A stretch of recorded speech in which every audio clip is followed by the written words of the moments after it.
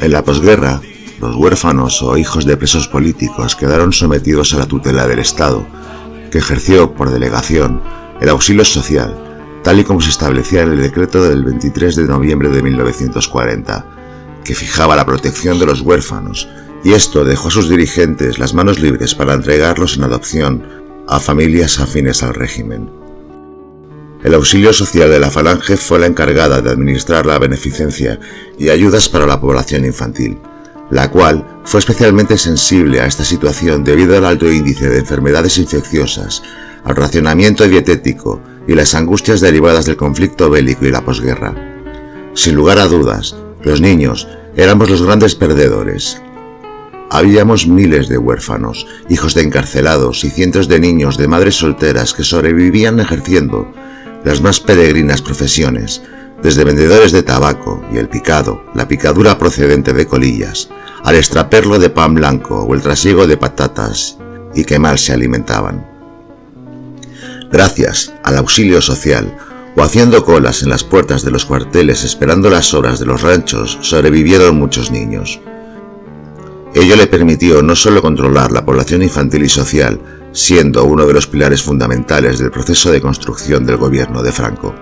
Así pues, el propósito de este capítulo es abordar la asistencia benéfica a la que tuvo acogida la población infantil.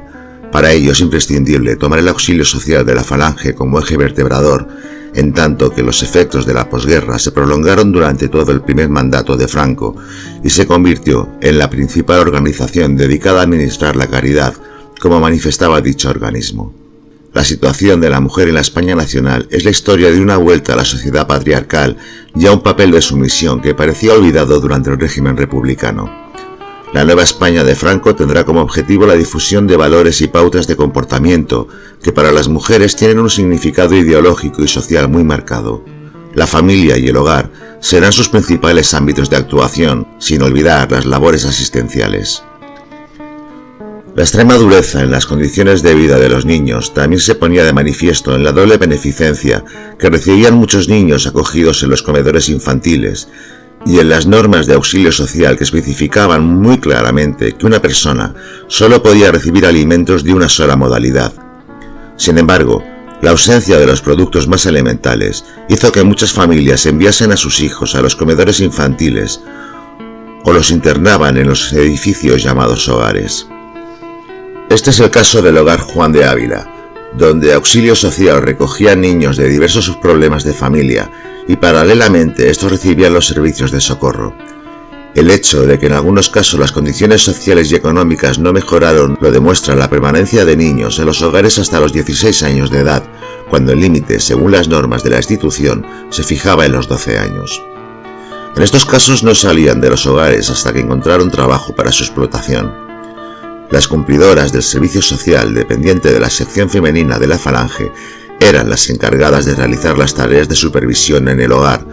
Puntualizar también que algunas madres, para estar cerca de su hijo, ofrecían sus servicios de limpieza o cocina para estar cerca de ellos.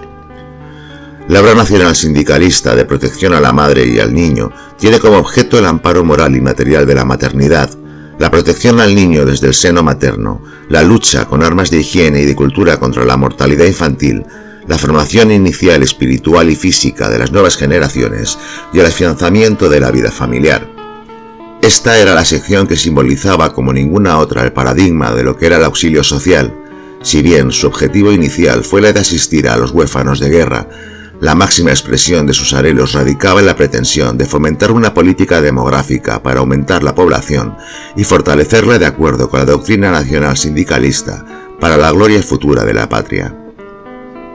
Es poco conocido, solo los más viejos del lugar lo recuerdan, que donde se ubica hoy el Paseo Marítimo, en la calle Brasil, existió un terrorífico centro de acogida, un hogar donde muchos de los terrores de muchos niños se hacían realidad sumando a la mala situación que vivían en la época. El auxilio social tuvo un peso específico en la sociedad española de la posguerra y sobre todo en aquellos niños huérfanos llamados popularmente expósitos. Era una organización social con un fin humanitario tras la Guerra Civil Española que, con posterioridad, quedó embebida por la sección femenina de Falange Española. La organización fue creada por la viuda de Onésimo Redondo, Mercedes Sanz Bachiller, que a la sazón fue una de las fundadoras de las Juntas de Ofensiva Nacional Sindicalista, JONS, junto a Ramiro Ledesma Ramos. Posteriormente las JONS se fusionaron en 1934 a Falange Española de José Antonio Primo de Rivera. Inicialmente se llamó Auxilio de Invierno, orientada por el modelo análogo existente en la Alemania del Tercer Reich, que inspiró a Javier Martínez de Bedoya, tal y como lo narra en Memorias desde mi aldea, su autobiografía. Así, a su regreso a España surge esa idea similar a las Wehrhilfe nazi, teniendo ayuda de Krüger, el segundo del embajador alemán en España, general von Faupel.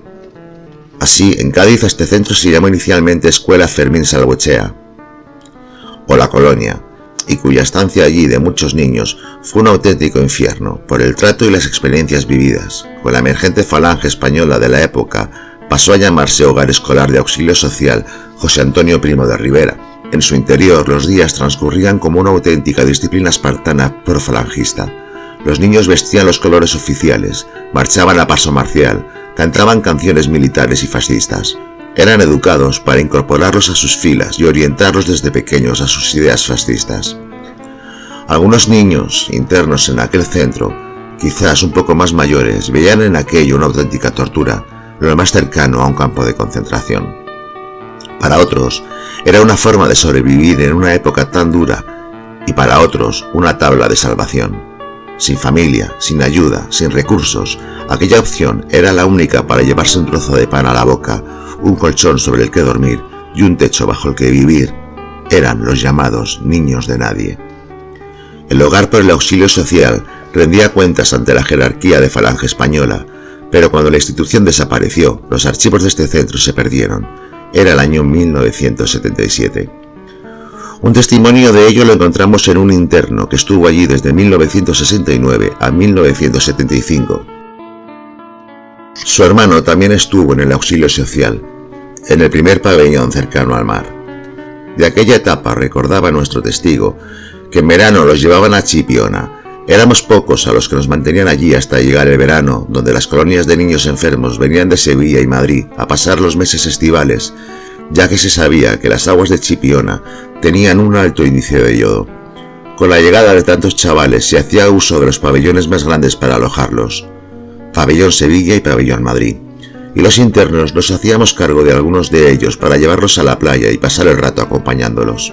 De la disciplina, nuestro interlocutor, Jesús, comentaba que el trato comprenderás que ellas ejercían labores de tutoras y suplían a nuestras madres, y nosotros con 7 y 8 años no creo que fuéramos unos ángeles.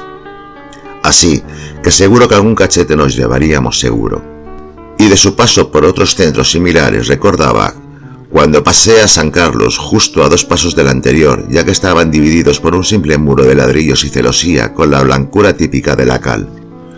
En este colegio estuve los 5 años restantes. Recuerdo que una de las amenazas por ser un niño que viera guerra era un cuarto donde se comentaba que existía alguien que te haría daño. Recuerdo que era un cuartucho con muchos tiestos y muebles viejos.